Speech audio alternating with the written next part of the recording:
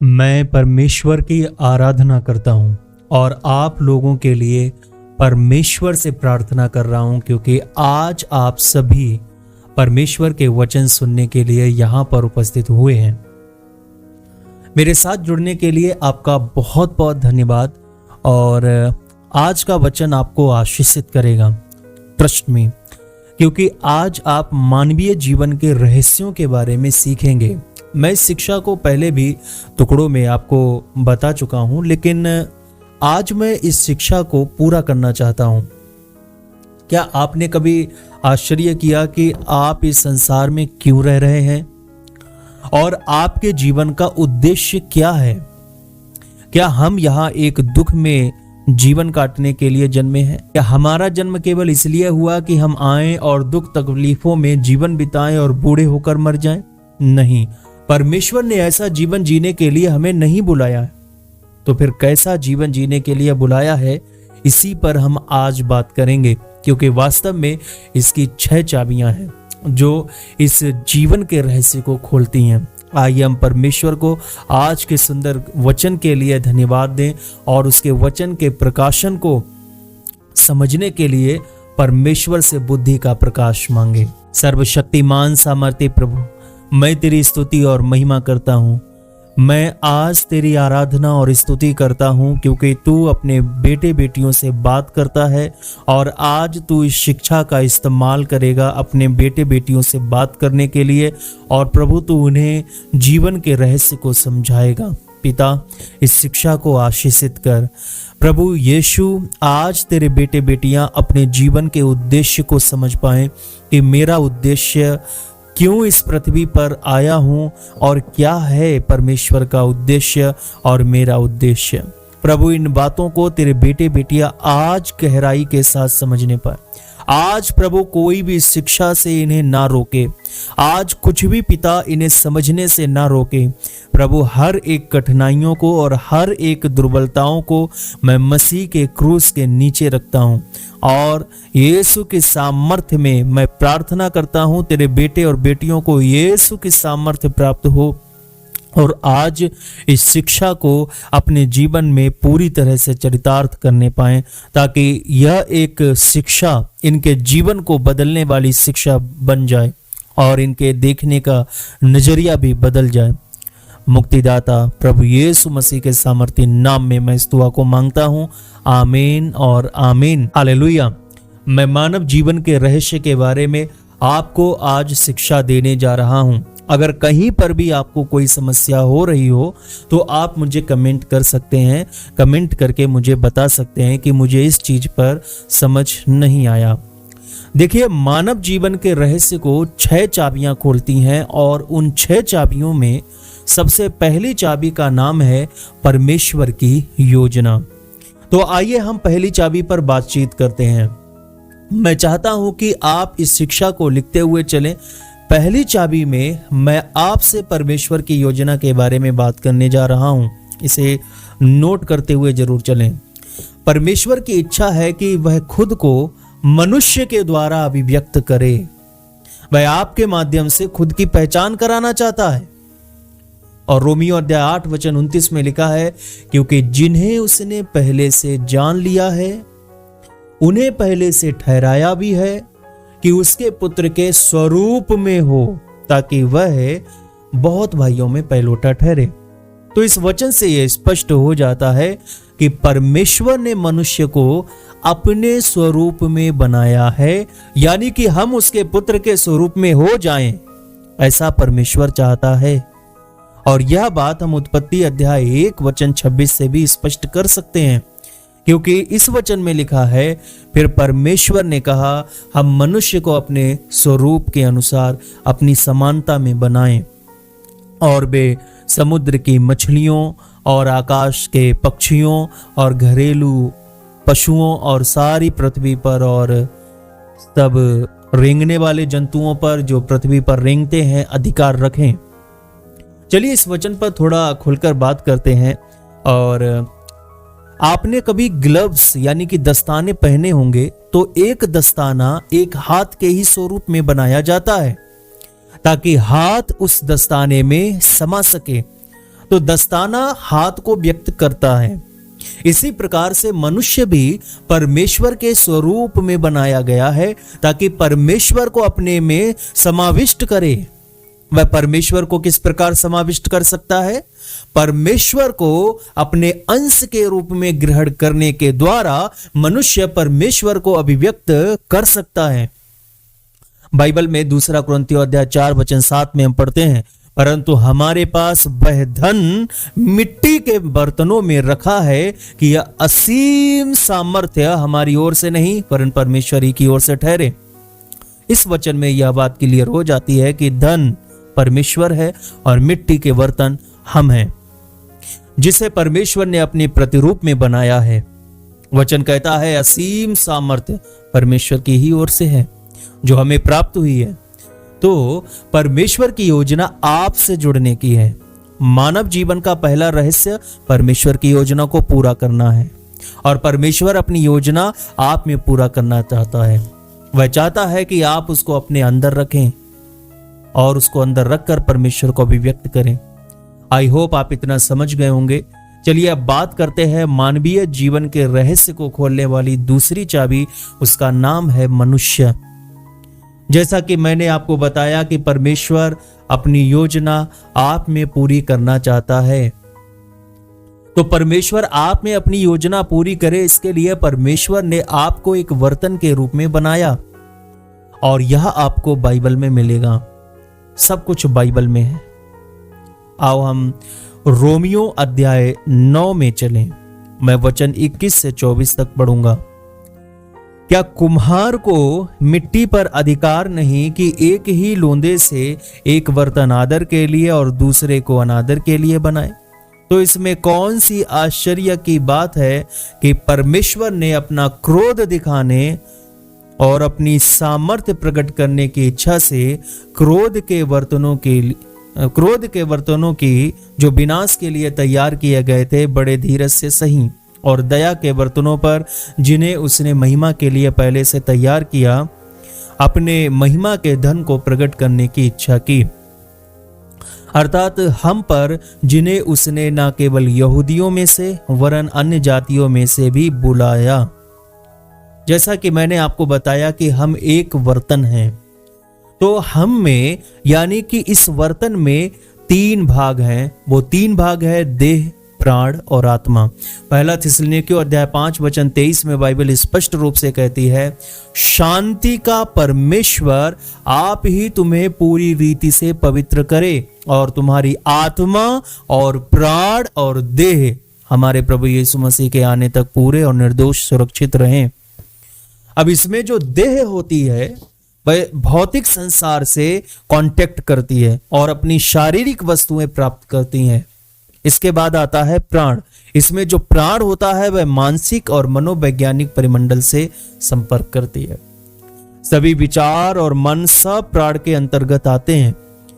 इसके माध्यम से सभी मानसिक वस्तुएं प्राप्त होती हैं। पर जो आत्मा की बात कही गई है यह पवित्र आत्मा नहीं है, यह मानवीय आत्मा है जिसे परमेश्वर ने मनुष्य के सबसे अंतरतम भाग में बनाया है। और मानवीय आत्मा को इसलिए बनाया गया है ताकि वह परमेश्वर से संपर्क करे और स्वयं परमेश्वर को प्राप्त करे। यूहन्ना अध्याय 4:24 में लिखा है, परमेश्वर आत्मा है और अवश्य है कि उसकी आराधना करने वाले आत्मा और सच्चाई से उसकी आराधना करें। हालेलुया। मनुष्य को केवल इसलिए नहीं बनाया गया कि अपने पेट में भोजन समाहित करे या अपने मन में ज्ञान समाहित करे, पर मनुष्य इसलिए बनाया गया है ताकि मनुष्य परमेश्वर को अपनी आत्मा में समाहित करे। बाइबल भी इस बात की पुष्टि करती है। इफिसियों अध्याय 5:18 में लिखा है, जिसमें इस प्रकार लिखा है, दाखरस के मतवाले ना बनो क्योंकि इससे लुचपन होता है, पर आत्मा से परिपूर्ण होते जाओ। इस वचन का साफ अर्थ है कि मन को खुश ना करो और ना ही देह को, क्योंकि तुम सिर्फ इसी के लिए नहीं उत्पन्न किए गए हो बल्कि इसलिए कि तुम आत्मा से परिपूर्ण होते जाओ, अर्थात परमेश्वर को अपनी आत्मा में समाहित कर सकें। मानव जीवन के रहस्य को खोलने वाली तीसरी चाबी है मनुष्य का पतन। जैसा कि मैंने आपको बताया कि परमेश्वर की योजना के लिए मनुष्य बनाया गया है और परमेश्वर ने मनुष्य को इसलिए बनाया कि मनुष्य परमेश्वर को अपनी आत्मा में समाहित कर ले। लेकिन ऐसा करने से पहले मनुष्य के जीवन में पाप प्रवेश कर गया। रोमियो अध्याय 5 वचन 12 में लिखा है, इसलिए जैसा एक मनुष्य के द्वारा पाप जगत में आया और पाप के द्वारा मृत्यु आई, और इस रीति से मृत्यु सब मनुष्यों में फैल गई क्योंकि सब ने पाप किया। और मनुष्य के जीवन में पाप आ गया और पाप ने मनुष्य की आत्मा को मृतक बना दिया। और कुलुस्सियों अध्याय 1 वचन 21 के अनुसार पाप ने उसके मन में उसे परमेश्वर का शत्रु बना दिया, क्योंकि वचन में ऐसा लिखा है, तुम जो पहले निकाले हुए थे और बुरे कामों के कारण मन से बैरी थे। और जब पाप ने मनुष्य की आत्मा को मृतक बनाया तो देह भी अब पूरी तरह उसके वश में आ गई और पाप ने मनुष्य की देह को पाप पूर्ण देह में बदल दिया। रोमियो अध्याय 6 वचन 12 में लिखा है, इसलिए पाप तुम्हारे नश्वर शरीर में राज्य ना करे और तुम उसकी लालसाओं के अधीन रहो। इस प्रकार पाप ने मनुष्य को परमेश्वर से दूर करके उसके तीनों भागों को बिगाड़ दिया। अब हम कह सकते हैं कि परमेश्वर जिस बर्तन का इस्तेमाल करने को सोच रहा था वह बर्तन अब पूरी तरह बिगड़ चुका था। अब इस दशा में मनुष्य परमेश्वर को प्राप्त नहीं कर सकता था। तो क्या हुआ? क्या परमेश्वर की योजना मनुष्य के लिए सिर्फ इतनी ही थी? परमेश्वर हमेशा आपके लिए अपनी योजनाएं बनाए रखते हैं। इसलिए अब मैं आपसे बात करने जा रहा हूं मानवीय जीवन के रहस्य को खोलने वाली चौथी चाबी के बारे में। इस चाबी का नाम है परमेश्वर के प्रावधान के लिए मसीह का छुटकारा। हालेलुया। तो मैंने आपको बताया परमेश्वर ने आपको इसलिए बनाया कि मनुष्य परमेश्वर को अपने में समाविष्ट करके परमेश्वर को अभिव्यक्त करे, और परमेश्वर आप में अपनी योजनाओं को पूरा करना चाहता था, परंतु पाप ने मनुष्य की आत्मा को मृतक बना दिया।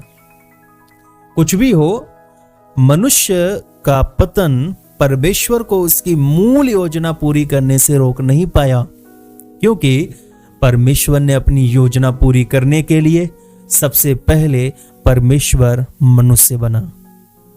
जब परमेश्वर मनुष्य बना तो उसका नाम यीशु मसीह रखा गया। जी हां, यीशु सर्वशक्तिमान परमेश्वर है।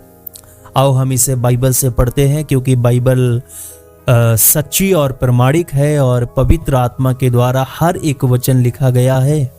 आओ हम यूहन्ना में चलें। मैं आपके लिए यूहन्ना अध्याय 1 वचन 1 और 14 पढ़ूंगा। क्या लिखा है? आदि में वचन था और वचन परमेश्वर के साथ था और वचन परमेश्वर था। वचन 14 में लिखा है, और वचन देहधारी हुआ और अनुग्रह और सच्चाई से परिपूर्ण होकर हमारे बीच में डेरा किया, और हमने उसकी ऐसी महिमा देखी जैसे पिता के इकलौते की महिमा। यीशु मसीह वही वचन है। यीशु मसीह परमेश्वर है। परमेश्वर मनुष्य को छुटकारा देने के लिए मनुष्य बना। वह देह में क्रूस पर मरा ताकि मनुष्यों के पापों को अपने ऊपर उठा ले। इसकी भविष्यवाणी पहले भी हो चुकी थी। यूहन्ना 1:29 में इसका जिक्र किया गया था। वहां पर कुछ इस प्रकार लिखा है, दूसरे दिन उसने यीशु को अपनी ओर आते देखकर कहा, देखो यह परमेश्वर का मेमना है जो जगत का पाप उठा ले जाता है। यीशु मसीह ने पाप में पड़े मनुष्य को छुटकारा देने के लिए क्रूस की यातना सही, और वह क्रूस पर मर गया ताकि वह मनुष्य को परमेश्वर से फिर मिला सके। वह मनुष्य को परमेश्वर के पास लाया। इफिसियों अध्याय 2 वचन 13 में बहुत ही सुंदर वचन दिया गया है, जिसे आप सभी जानते भी होंगे। लिखा है, पर अब मसीह यीशु में तुम जो पहले दूर थे मसीह के लहू के द्वारा निकट हो गए हो। वाह, hallelujah, thank you Lord Jesus, thank you. इसके बाद यीशु मृतकों में से जी उठा। यीशु मसीह का पुनरुत्थान हो गया। जब उसका पुनरुत्थान हुआ तब वह मनुष्य के लिए जीवनदायक आत्मा बन गया। हालेलुया। आओ हम पहला कुरिन्थियों अध्याय 15 वचन 45 को पढ़ें। और इस वचन में यह लिखा है, ऐसा ही लिखा भी है कि प्रथम मनुष्य अर्थात आदम जीवित प्राणी बना और अंतिम आदम जीवनदायक आत्मा बना। आमीन। Thank you Lord. मैं तेरी प्रशंसा करता हूं, मैं तेरी महिमा करता हूं प्रभु यीशु। यह सब इसलिए हुआ ताकि वह मनुष्य की आत्मा में अपना मूल्यवान जीवन डाल सके। यूहन्ना अध्याय 20 वचन 22 में लिखा है, यह कहकर उसने उन पर फूंका और उनसे कहा, पवित्र आत्मा लो। हालेलुया। तो हमने क्या जाना है? मानव जीवन का रहस्य में 6 चाबियां होती हैं, जिसमें से पहली चाबी परमेश्वर की योजना, दूसरी मनुष्य क्योंकि वह एक बर्तन के रूप में जिसमें परमेश्वर अपनी योजना पूरी करना चाहता है, और तीसरा है मनुष्य का पतन क्योंकि अब पाप ने उस बर्तन को दूषित कर दिया जिसमें परमेश्वर अपनी योजना पूरी करना चाहता था। लेकिन परमेश्वर की योजना कभी अपूर्ण नहीं हुई। परमेश्वर ने यीशु मसीह को भेजा ताकि वह हमारे लिए क्रूस उठाएं, और क्रूस पर उसने अपनी जान दी और उसने हमें परमेश्वर के पास फिर ला दिया, वापस कर दिया, वापस हमारे प्रभु से मिला दिया, और अंत में पुनरुत्थान में वह जीवनदायक आत्मा बना और उसने मनुष्य की आत्मा में अपना अखोजनीय मूल्यवान जीवन डाल दिया। अब मैं बात करता हूं मानव जीवन के रहस्य को खोलने वाली 5वीं चाबी के बारे में, और उसका भी एक नाम है मनुष्य का नया जन्म। जी हाँ, जैसा कि मैंने आपको बताया, मसीह यीशु जीवनदायक आत्मा बन गया और इसलिए अब मनुष्य अपनी आत्मा में परमेश्वर का जीवन प्राप्त कर सकता है, जो पहले नहीं कर सकता था पर अब कर सकता है।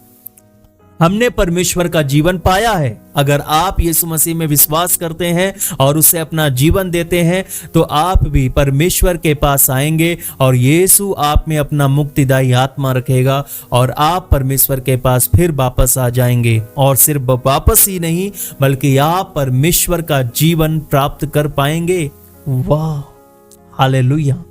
बाइबल इसे नए सिरे से जन्म लेना कहती है। जैसा कि यीशु मसीह ने निकोदेमुस से कहा, मैं तुमसे सच सच कहता हूं, यदि कोई नए सिरे से ना जन्मे तो परमेश्वर का राज्य नहीं देख सकता। और बाइबल में पहला पतरस अध्याय 1 और वचन 3 भी इसकी पुष्टि करता है। और उस वचन में मैं आपके लिए पढ़ता हूं, इस प्रकार लिखा है, हमारे प्रभु यीशु मसीह के परमेश्वर और पिता का धन्यवाद हो, जिसने यीशु मसीह के मरे हुओं में से जी उठने के द्वारा अपनी बड़ी दया से हमें जीवित आशा के लिए नया जन्म दिया। तो अब हमने एक नया जन्म प्राप्त कर लिया। अब पुराना मनुष्य कहां गया?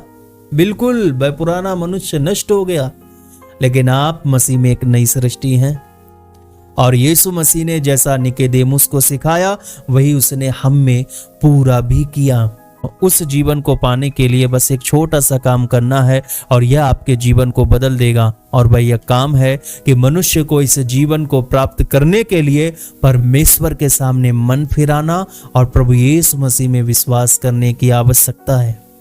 बाइबल में प्रेरितों अध्याय 20 वचन 21 में लिखा है, वरन यहूदियों और यूनानियों के सामने गवाही देता रहा कि परमेश्वर की ओर मन फिराना और हमारे प्रभु यीशु मसीह पर विश्वास करना चाहिए।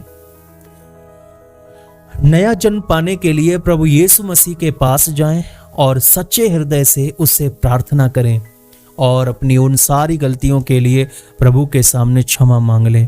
प्रभु दयालु है और वह आपके पापों को क्षमा कर देगा। आप उससे कह सकते हैं, प्रभु मुझे तेरी जरूरत है।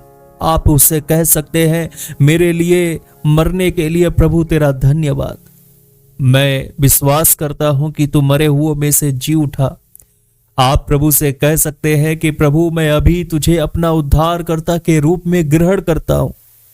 प्रभु मुझ में अपना जीवन दे, मैं खुद को तुझे समर्पित करता हूं।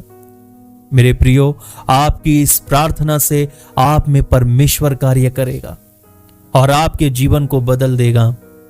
अब मैं आखिरी चाबी के बारे में बात करना चाहूंगा। आखिरी चाबी है परमेश्वर का संपूर्ण उद्धार। जब आप नया जन्म प्राप्त कर लेते हैं, आपने प्रभु के सामने अपने पापों को मान लिया और अपने जीवन को प्रभु को दे दिया और यीशु मसीह को अपना उद्धारकर्ता मान लिया है, तब एक विश्वासी को एक कार्य करने की आवश्यकता होती है और उस कार्य का नाम है बपतिस्मा। जी हाँ, बपतिस्मा। बपतिस्मा आपके धर्म को नहीं बदलता है। बपतिस्मा एक पुष्टि है कि मैं यीशु मसीह में अपना जीवन बिताऊंगा और वह मेरा उद्धार करता है। यीशु मसीह किसी का धर्म या जाति नहीं बदलते, बल्कि वह उसके जीवन को बदल देते हैं, उसके जीवन जीने के ढंग को बदल देते हैं, उसके नजरिए को बदल देते हैं। जहां पहले उसको निराशा दिखाई देती थी, अब यीशु मसीह में उसको आशा दिखाई दे रही है। इसलिए बपतिस्मा धर्म बदलने की प्रक्रिया नहीं है। बपतिस्मा के लिए दुष्ट आत्माओं ने संसार को भ्रमित कर दिया है कि यह आपके धर्म को बदल देगा, जबकि बाइबल में ऐसा लिखा है। हम मरकुस रचित सुसमाचार अध्याय 16 वचन 16 में पढ़ते हैं, प्रभु यीशु ने कहा, जो विश्वास करे और बपतिस्मा ले उसी का उद्धार होगा, परंतु जो विश्वास ना करेगा वह दोषी ठहराया जाएगा। अब जब विश्वासी बपतिस्मा ले लेता है, तब परमेश्वर विश्वासी की आत्मा से उसके प्राण के अंदर धीरे धीरे स्वयं को फैलाने की प्रक्रिया शुरू कर देता है। यह प्रक्रिया पूरे जीवन काल चलती रहती है। हम प्रभु यीशु मसीह में चलते रहते हैं और हमारे प्राण के अंदर परमेश्वर स्वयं को धीरे धीरे फैला रहा है। इफिसियों 3:17 में यह सब लिखा है। रोमियो अध्याय 12 वचन 2 में इस प्रक्रिया को रूपांतरण कहा गया है। जिस रूपांतरण की आप तलाश करते हैं, वह रूपांतरण आप में इसी प्रकार धीरे धीरे कार्य कर रहा है और आप जैसे जैसे अपना मसीही जीवन बिताते जाएंगे, आपका रूपांतरण होता जाएगा। अब आप पहले वाले मनुष्य नहीं रह गए जिसे पापी या दोषी करार किया गया था, लेकिन अब आप क्षमा प्राप्त, उद्धार प्राप्त एक मसीही हैं, जिसमें परमेश्वर प्राण के अंदर धीरे धीरे स्वयं को फैला रहा है। इसमें बस मनुष्य को सहयोग करने की जरूरत है। मुझे और आपको इसमें सहयोग करने की जरूरत है, जैसा कि फिलिप्पियों अध्याय 2 वचन 12 में इस प्रकार लिखा है। इसलिए हे मेरे प्रियो, जिस प्रकार तुम सदा से आज्ञा मानते आए हो, वैसे ही अब भी ना केवल मेरे साथ रहते हुए, पर विशेष करके अब मेरे दूर रहने पर भी डरते और कांपते हुए अपने अपने उद्धार का कार्य पूरा करते जाओ। हमें प्रभु को अनुमति देकर सहयोग करना है कि मेरे प्राण के अंदर वह तब तक फैलता जाए जब तक हमारे सब इच्छाएं, विचार और निर्णय मसीह की समानता में एक ना बन जाए। बस पृथ्वी पर हमें इतना ही करना है, क्योंकि अंत में यीशु मसीह पृथ्वी पर आ रहा है, क्योंकि अंत में यीशु मसीह का दोबारा आगमन होगा और परमेश्वर हमारी देह को अपने जीवन के साथ पूरी तरह से संतृप्त कर देगा। और जब हमारी देह उसके जीवन के साथ पूरी तरह से संतृप्त हो जाएगी, तो इसे महिमा में कहा जाता है। फिलिप्पियों 3:21 में इस प्रकार लिखा है, हम पढ़ते हैं, वह अपनी शक्ति के उस प्रभाव के अनुसार जिसके द्वारा वह सब वस्तुओं को अपने वश में कर सकता है, हमारी दीनहीन देह का रूप बदलकर अपनी महिमा के देह के अनुकूल बना देगा। तो इस प्रकार हमारी देह के प्रत्येक अंग में जो भी रिक्तता और क्षतिग्रस्तता है, उसके बदले परमेश्वर के जीवन से भर जाता है और संतृप्त हो जाता है। और यही परमेश्वर का संपूर्ण उद्धार है। अब ऐसा मनुष्य परमेश्वर की योजना पूरी करते हुए परमेश्वर को अभिव्यक्त कर रहा है और इस प्रकार परमेश्वर की योजना मनुष्य के जीवन में पूरी हो रही है। इस जीवन को पाने के बाद एक विश्वासी को मसीही सभा में भाग लेना चाहिए, जिससे कि वह परमेश्वर के जीवन द्वारा पोषित हो सके और पूर्ति पाए कि वह इस जीवन में बढ़ सके और परिपक्व हो सके। मसीही संगति यानी कि कलीसिया में दूसरे विश्वासियों के साथ सहभागिता करने पर एक विश्वासी मसीही की उपस्थिति की समृद्धि का आनंद उठा सकता है। मेरे प्रियो, यही मानवीय जीवन का रहस्य है जिसे मैंने आपको पूरी तरह से समझाने की कोशिश की है। यदि इस टॉपिक पर आपको कोई सवाल पूछना है तो आप हमें कमेंट कर सकते हैं, मैं आपको उसका उत्तर अवश्य दूंगा। तो आज की शिक्षा में आपने जाना कि किस प्रकार परमेश्वर ने हमें रचा और किस प्रकार हमारा पतन हो गया, क्योंकि पाप ने हमारे भीतर प्रवेश कर लिया और निवास स्थान बना लिया था। लेकिन परमेश्वर की योजना बंद नहीं हुई। परमेश्वर ने यीशु मसीह को हमारे लिए भेजा और यीशु मसीह हमारे लिए मुक्तिदायी आत्मा बन गए। उसके पास जाकर सिर्फ हमें पश्चाताप करना है, मन फिराना है और खुले हृदय से अपनी बात उससे कहना है और उसे अपना जीवन समर्पित करना है और यीशु मसीह का जीवन अपना लेना है और बपतिस्मा लेकर परमेश्वर की योजना को पूरी करना है। इसके बाद आप यीशु मसीह की छवि में बन जाएंगे और परमेश्वर आप में होकर आपके प्राण में स्वयं को फैलाने लगेगा और आजीवन यह प्रक्रिया होती रहेगी, यह आरंभ हो जाएगी आपके अंदर। आपकी देह महिमामय देह कहलाएगी। प्रभु, तेरे इस प्यार के लिए तेरा बहुत बहुत धन्यवाद। मैं अपनी खुली आंखों से तेरा धन्यवाद करता। मुझ में जीवन का संचार करने वाले प्रभु, मैं तेरा धन्यवाद करता हूं। मुझे क्षमा करने वाले प्रभु, मैं तेरा धन्यवाद करता हूं। यीशु, मैं तेरी आराधना करता हूं। हे प्रभु, जितने भी तेरे बेटे बेटियां इस वक्त अपने हृदय को तेरी ओर बढ़ा रहे हैं, उन सभी के हृदयों को छूकर उन्हें सांत्वना दे और उन्हें इस बात का आभास दिला दे कि तूने उनके पापों को क्षमा कर दिया। क्षमा प्राप्त मसीही है प्रभु। तू उनके निर्णय को आशीषित कर ताकि यह तेरी योजना पूरी कर पाए। परमेश्वर की महिमा के लिए यीशु के मीठे नाम में मांगता हूं। परमेश्वर के लोग कहें आमीन। मेरे साथ बने रहने के लिए आपका धन्यवाद।